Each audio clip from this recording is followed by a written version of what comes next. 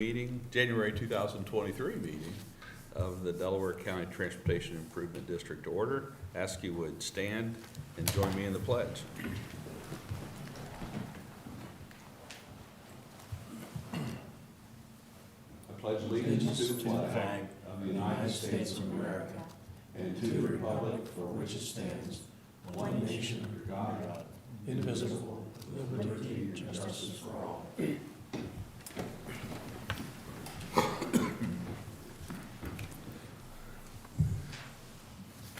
Again, welcome, and to my right, I'm Chris Boserman, Delaware County Engineer. To my right, Tracy Davies, our County Administrator, who's the Vice Chair of our board.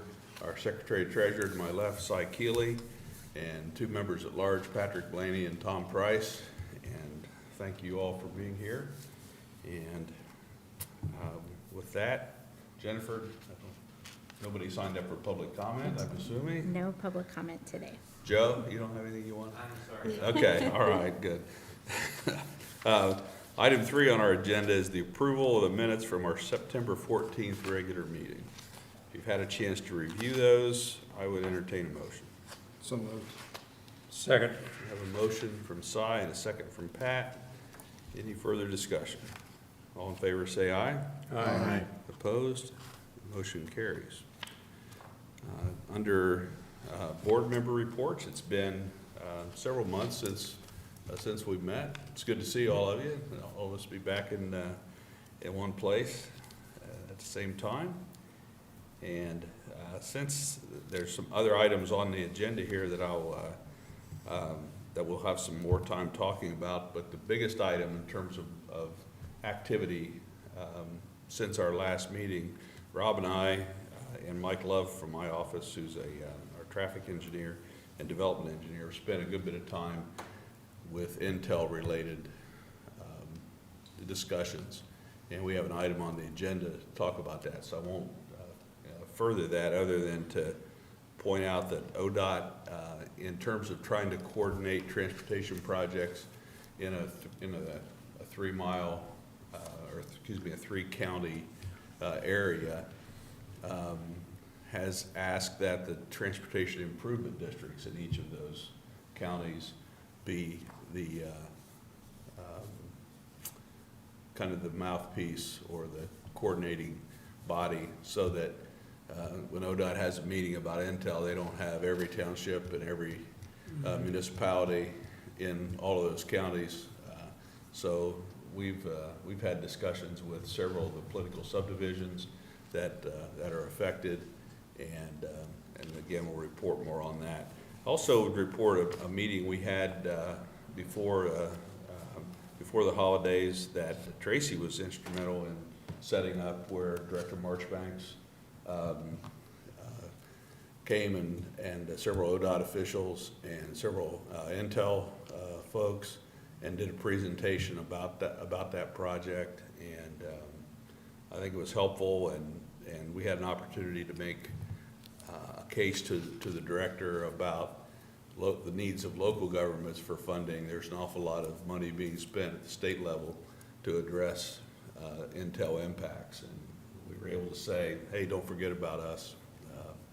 Our impacts are real also. So thank you for your efforts in pulling that together.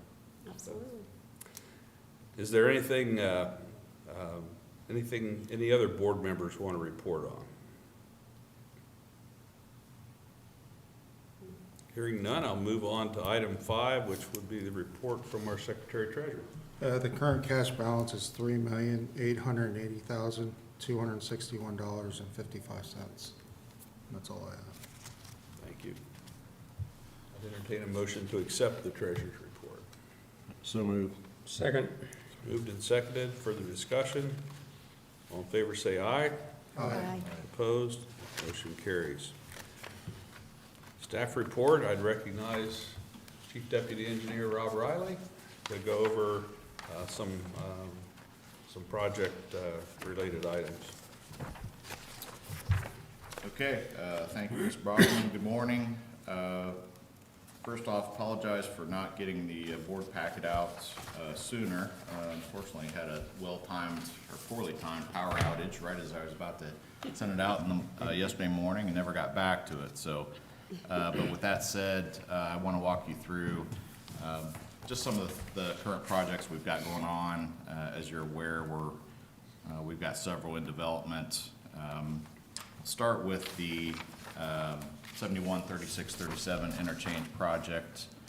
Joe Sullivan is here from MS Consultants, but MS is working diligently on the project. We've had some good discussions with ODOT recently. MS has submitted what we call the stage 1 plans, or approximately 30% design completion plans. Those have been reviewed and approved by ODOT, and so MS is working on the next stage submittal. As of now, the controlling schedule item for the project is the environmental update on the overall project, and the overall environmental update extends all the way from the west end at Africa Road to the east end, basically at the city, kind of closer to the city of Sunbury at 36. The previous environmental document, I believe, was approved in 2017, and those have a 5-year lifespan before they need to be updated according to Federal Highway Administration. And so that's essentially what ODOT is doing. ODOT is also looking at basically the alignment of the road to make sure that the previous work had all the necessary study that was done. And so that work is ongoing. That's a long way of telling you that work will probably not be wrapped up until 2024. And so while we could probably have the detailed design work for Phase A done before that, I think we'll be in a position of, unfortunately, not being able to advance because of that environmental update. And so we will certainly have everything done that we can get done. We just had a discussion last week or 2 weeks ago about the purchase of right-of-way and how we're going to fund that. We're going to have to make some decisions at the county level, whether we can advance that with local funds or wait for ODOT to get done with the environmental update so we can use state and federal funds. So more to come on that. That's all kind of laying the groundwork for what I think will be a 2025 groundbreaking for the project. Assuming we would get started with right-of-way acquisition either late this year or sometime in 2024, approximately 12 months to do that, and then hopefully groundbreaking in 2025 if everything lines up. So any questions on that before I move on to the next one? And again, that's just Phase A, just the essentially the interchange ramps themselves and the connection east to Wilson Road. Rob, it's probably a good time to point out and just remind all of us that we're 24 or 25 doesn't sound really aggressive, but we're taking an aggressive position. Normally the development process on these federal projects are that you get through the environmental process before you start the design.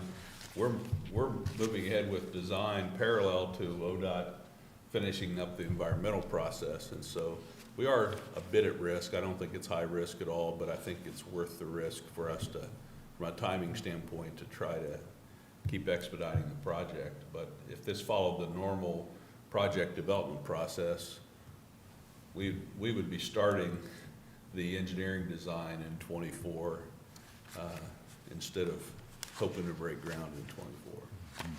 So you're picking up almost 2 years. I think so. I think that's exactly right. Yeah. You talk about stage 1 and stage 2. Did you define that?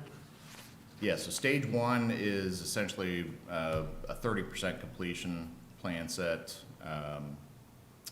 MS Consultants submitted those last fall. Those have been reviewed by ODOT and the County Engineer's Office. ODOT's currently MS is currently working on. Okay, so that's what the 30% and 60% means is the stages. Correct, All right, yes, okay, sir. I Yes. got you. Mr. Chair.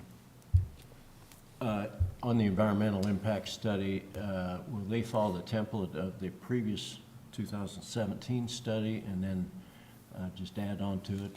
You see any changes from the previous study that could be complicated? There have been some already, and there has been coordination between ODOT's environmental consultant, which is Crawford Murphy Tilley, and MS Consultants and ODOT. The alignment of the roadway actually has already shifted slightly to the north from the 2017 study, and that's to avoid some power lines that were basically contemplated to be removed under the previous study, but they'll be avoided under the new alignment. So that has already taken place. I think there's already been enough coordination to know that within the project limits of Phase A, we're in good shape. We don't think the new environmental update will have any effect on the detailed design work we're doing now. But that's a long answer to your question, Tom. Okay, thank you.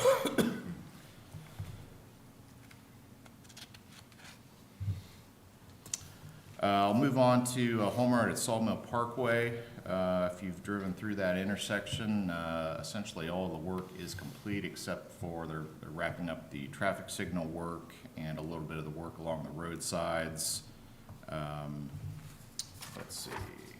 I flipped to the wrong page here. So that project will probably not be finished up until about May. They'll come back and clean up the roadsides, and then seed, mulch, do all the final project cleanup, and then at that time we'll do the project closeout and essentially reimburse or refund any remaining project balance back to the county and take our administrative fee at that time. So all in all, I think that's been a nice project to get some additional capacity at that intersection, and wasn't without some pain. There was some utility relocation that was not planned initially, but we got through it, and so I think we'll have nice improvements when it's done. I do want to add, we've had some conversations that I say we, the county engineer's office and county commissioner's office, have had some conversations with OSU Medical.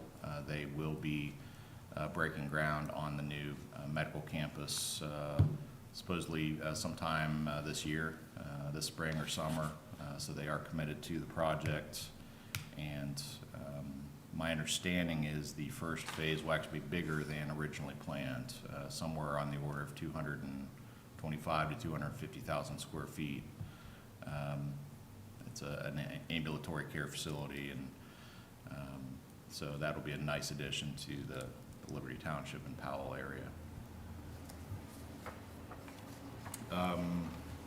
Also, wanted to talk briefly about the Bale Canyon road improvements.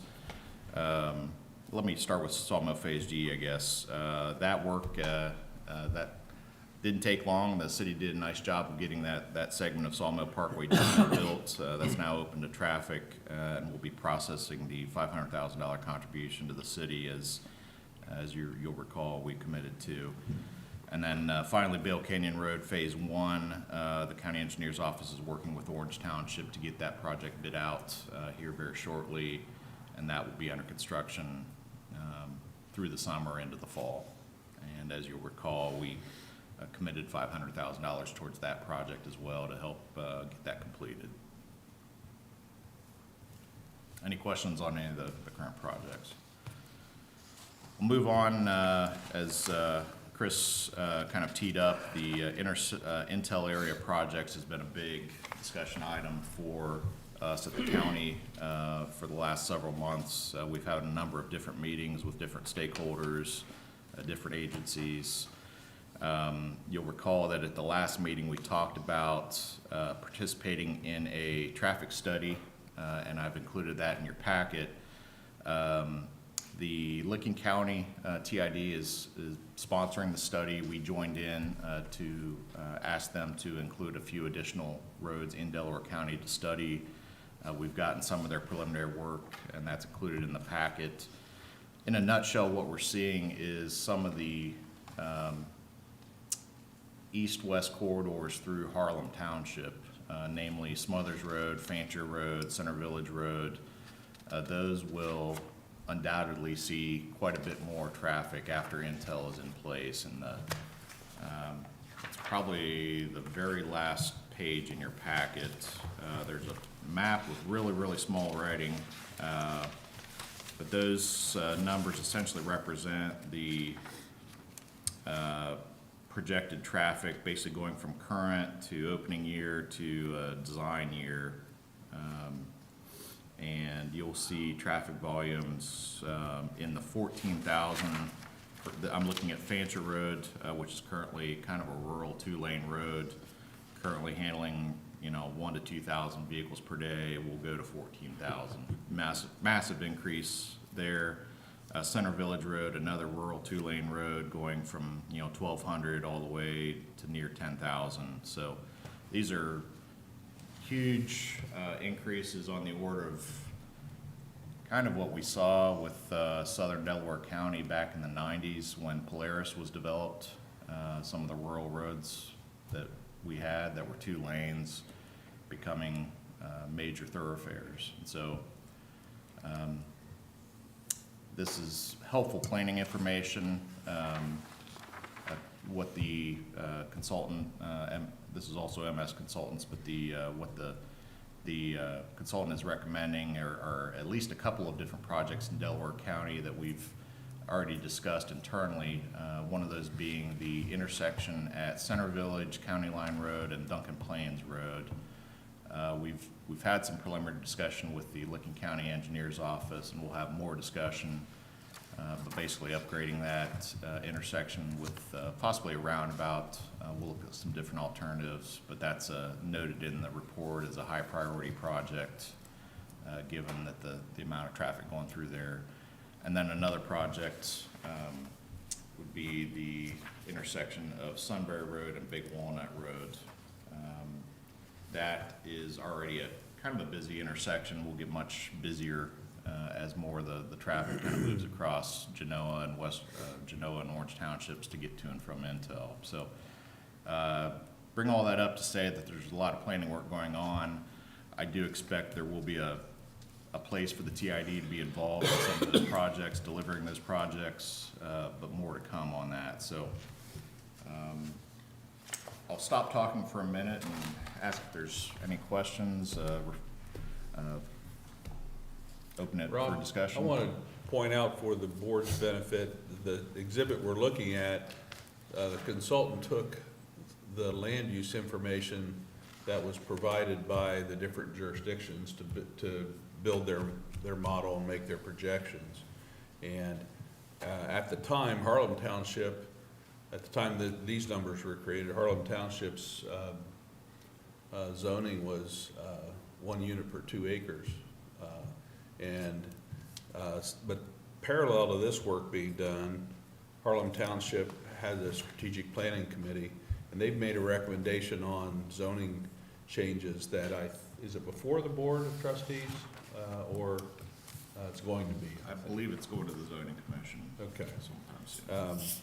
But it shows some higher density mixed use down at the southern end of the township, and kind of a transition zone of 2 to 3 units per acre in kind of the mid area of that township. I think to be competitive with the zoning in the other communities, and so those increases in land use aren't reflected yet in this in this study. So that only means that once those numbers are reflected, that what we're seeing already as very significant increases will be even larger.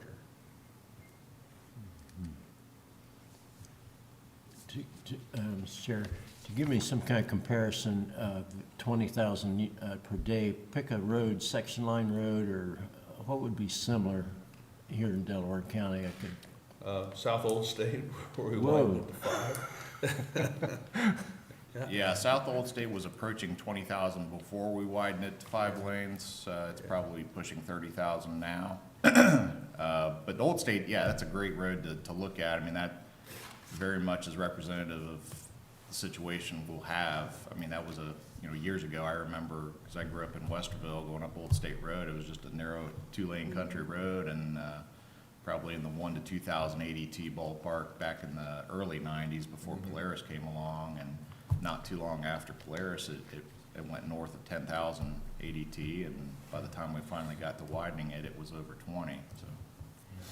Is bike paths in the discussion? I think it'll have to be, but I think a lot of that will depend on the development pattern. For the most part, the townships as well as the county are looking at development to support the new bike path network in the area.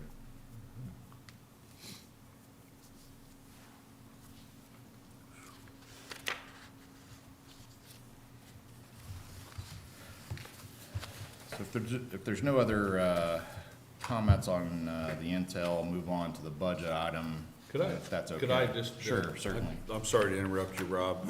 There's an item that's not necessarily specific Intel study related, but there's a lot of discussion about what the construction of the Intel site over the next couple of years means to the construction industry in Central Ohio in terms of material and contractor shortages. And this comes at a time when there's already contractor shortage issues. Rob mentioned our Home Road Sawmill project that we had Shelley and Sands under contract for. At the same time, we had Shelley and Sands under contract for the Worthington and Africa Road project, which I know you know intimately, Pat. And the Bixby Parkway project. and Bixby Yeah. Parkway. So there were times when there was no activity at Home and Sawmill for weeks while there was activity on other projects, and then they would shift crews from those other projects to Home and Sawmill, leaving those other projects idle just because they didn't have the workforce and the manpower to keep all three of those projects for Delaware County running. And so there's that kind of thing already going on in the construction environment in Central Ohio, and there's a lot of talk about how much of the workforce and contractor capacity will be consumed by the Intel site and all the ancillary development that's to come. So it will be an interesting few years for us as we. If nothing more, it'd be interesting just to see how that plays out. But my guess is there'll be some growing pains for us and all that. So. It's kind of ancillary to that discussion. I actually just got a email from District 6 Deputy Director Tony Tarowski this morning. I printed out this slide. ODOT is saying that between 2021 quarter 1 and 2022 quarter 3, so over 18 months, they saw a 17.5% construction and cost increase, which I would say, based on the county's experience, sounds about right. That's about what we saw. I would say just offhand with county bids, and ODOT has obviously a much wider database than we do, but pretty remarkable, I think.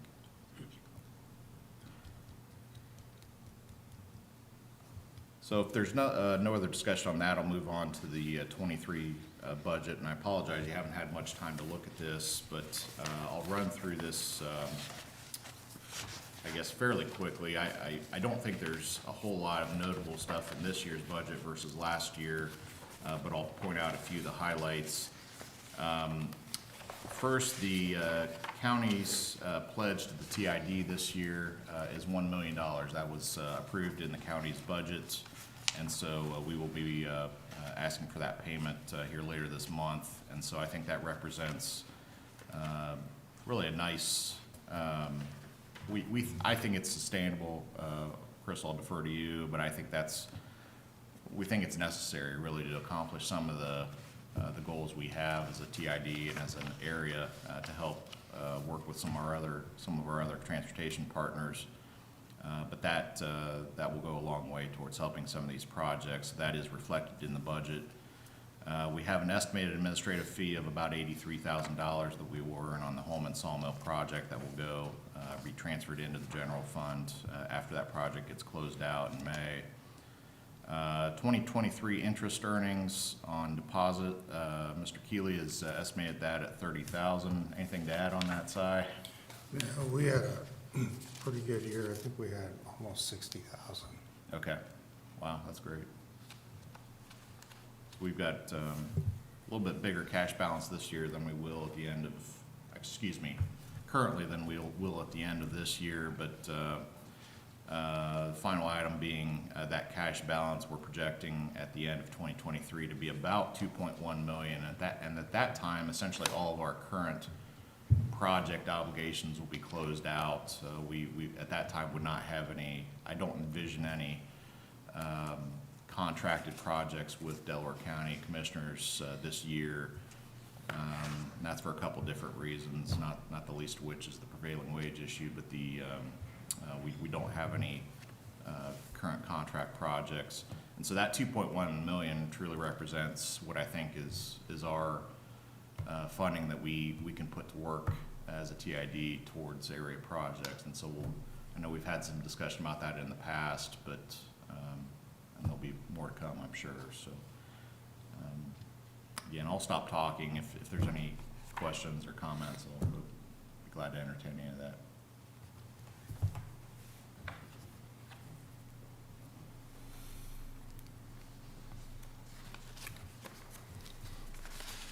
What's the application cycle for the ODOT TID grants? Those applications should open up in May, potentially earlier. Last year was earlier, I want to say March or April. We will definitely keep an eye out for that. Need to be thinking about the potential of some projects this year that we would want to apply for. There's no shortage of projects that the county is undertaking. If there are good candidates, we'll certainly bring those to you. As I sit here, I don't have one, but we've got a lot of projects that certainly tick boxes on the ODOT application relating to economic development. So.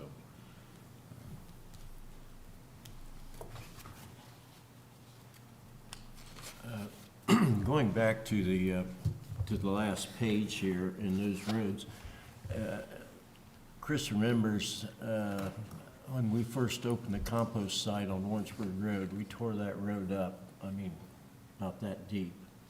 And I was noticing that has held for 25 years. We did full depth reclamation. We cut the hill and then did full depth reclamation on the rest of the road. So some of these roads here, that process, and we're moving several big trucks up and down Warrensburg Road every day, Yeah. and it's holding up very well, so. I know that was an expensive way of tearing a road up and going A to Z on it. But I wasn't looking for a 5-lane road either.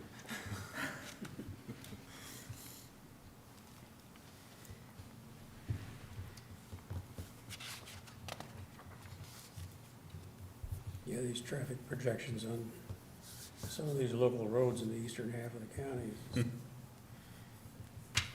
astronomical. What's the design year they're showing here? Is it 20 or 25? Or no, they build out there saying in 10, aren't they? I should You know know, that, but Joe? I don't. Yeah. I would guess 20 years. Yeah. The middle number is opening day, so the top number is existing, the middle number is opening day, and the bottom number there is what they're calling build out, so. I don't know what that event, what that year horizon is on the build out.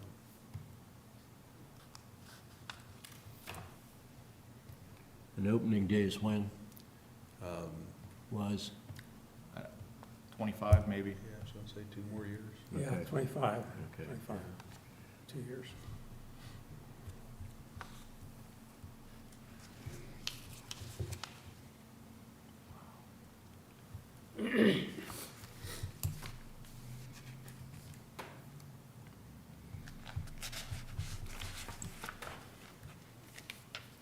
I have nothing further, Mr. Chair.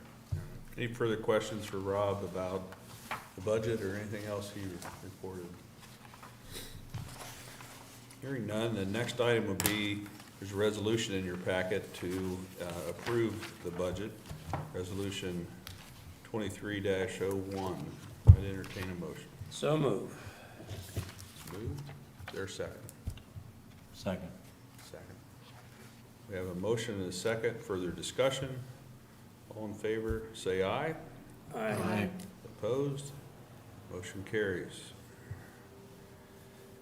And looking ahead, we don't see the need for a February meeting. And, but if anybody has any objection, we won't cancel the meeting, but is everybody okay with that? All right. So, I don't know if I need a motion to do that or not. I'll exercise the privilege of the chair and cancel the meeting for February the 8th. Is there anything else to come up before us today? Thank you all for your service and your willingness to continue to serve the board. And with that, hearing no objection, I'll declare us adjourned.